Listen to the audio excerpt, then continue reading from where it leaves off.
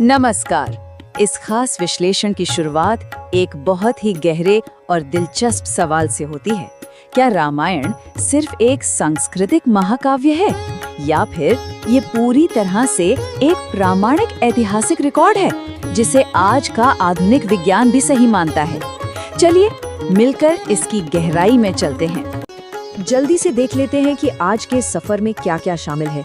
हम शुरुआत करेंगे महाकाव्य बनाम वास्तविक इतिहास की बहस से। उसके बाद खगोलीय गणनाओं, राम राज्य के 11,000 वर्षों के रहस्य, राम सेतु की कार्बन डेटिंग, पुष्पक विमान और आखिर में धरती पर मौजूद उन ऐतिहासिक प्रमाणों की बात करेंगे जो आज भी मौजूद हैं। भाग 1, रामायण महाकाव्य या वास्तविक इतिहास। ये सोचना ही अपने आप में कितना रोमांचक है ना कि जिस प्राचीन ग्रंथ को सदियों से एक पौराणिक कथा माना जाता रहा है, क्या वो सचमुच इसी पृथ्वी पर घटी वास्तविक घटनाओं का दस्तावेज हो सकता है? क्या ये सिर्फ अच्छाई की बुराई पर जीत की एक कहानी है या फिर कुछ और? यहाँ एक बात जो बिल्कुल ध्यान खींचती है वो ये है कि महर्षि वाल्मीकि ने रामायण की रचना श्री राम के जीवन काल में ही कर दी थी। इसे स्पष्ट रूप से इतिहास का दर्जा दिया गया था और इतिहास का शाब्दिक अर्थ ही होता है ऐसा ही हुआ था। यानी ये कोई कल्पना नहीं बल्कि एक फैक्चुअल रिकॉर्ड है। और तो और खुद श्री राम के पुत्रों लव और कुश ने भी इन तथ्यों की पुष्टि की थी। कमाल की बात है ना।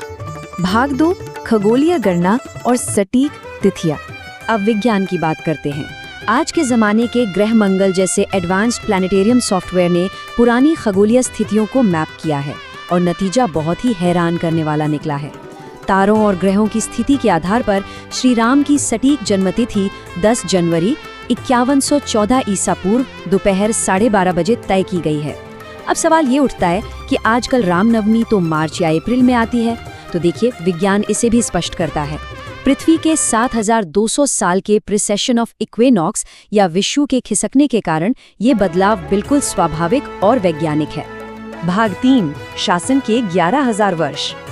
अब एक ऐसा दावा सामने आता है जिसे सुनकर पहली बार में किसी को भी यकीन न हो। क्या सच में श्री राम ने 11,000 सालों तक शासन किया था? जाहिर है जब 100 सदियों के शासन की बात आती है तो उसे तुरंत खारिज करने का मन करता है, लेकिन इसे खारिज करने के बजाय आइए इसकी लॉजिकल और वैज्ञानिक डिकोडिंग करते हैं।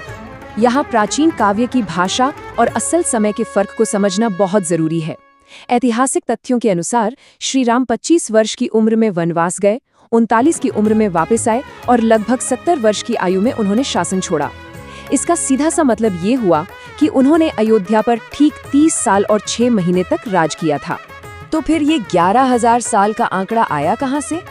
इसका जवाब एक दूसरे महाकाव्य महाभारत के एक श्लोक में छिपा है। वहाँ स्पष्ट लिखा है कि धर्म के रास्ते पर चलने वाले एक सच्चे राजा का एक दिन 1 साल के बराबर होता है।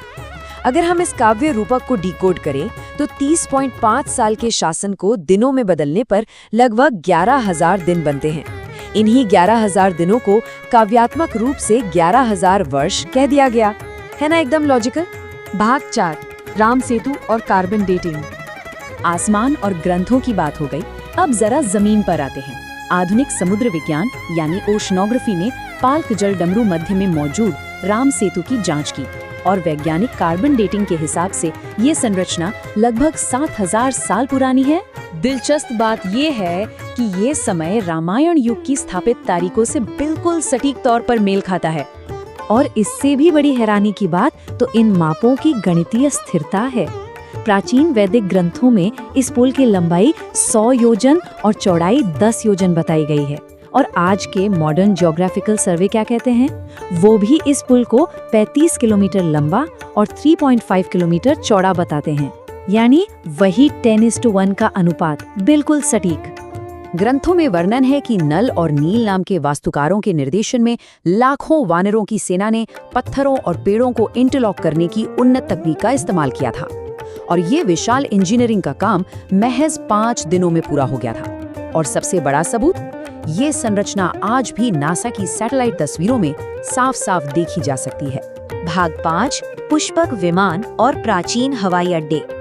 अब बात करते हैं उस दौर की एविएशन टेक्नोलॉजी की। विमान शब्द को ही ले लीजिए। वी यानी आकाश और मान यानी मापना, मतलब जो आकाश को नापता हुआ चले। ये कोई जादुई रथ नहीं है, बल्कि इस शब्द की बनावट ही एक एरोनॉटिकल व्हीकल की तरफ सीधा इशारा करती है जो हवाई क्षेत्र में नेविगेट करता है।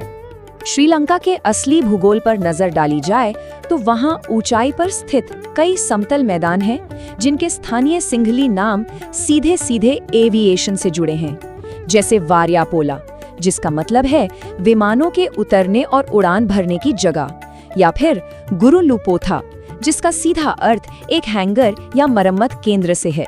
ये महज इत्तेफाक तो नहीं हो सकते। और बात सिर्फ जगह के नामों पर खत्म नहीं होती। महर्षि भारद्वाज के वैमानिक शास्त्र जैसा प्राचीन तकनीकी साहित्य भी मौजूद है।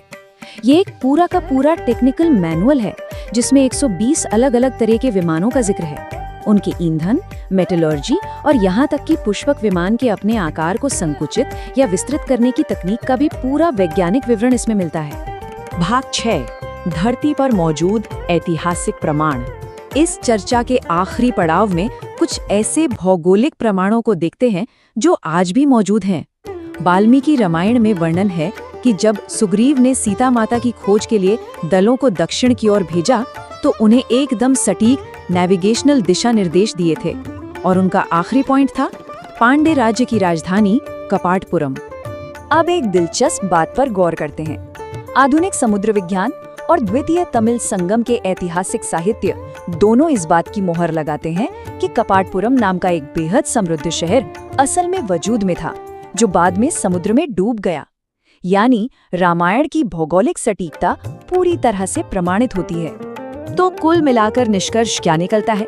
जब मॉडर्न कार्बन डेटिंग, ओशनोग्राफी और जियोग्राफी लगातार रामायण में बताए गए स्थानों, संरचनाओं और तारीखों को सही साबित कर रहे हैं, तो ये सोचने पर मजबूर होना पड़ता है कि हमारे इतिहास का कितना बड़ा हिस्सा ऐसा है जिसे बस पौराणिक कथा मानकर भुला दिया गया।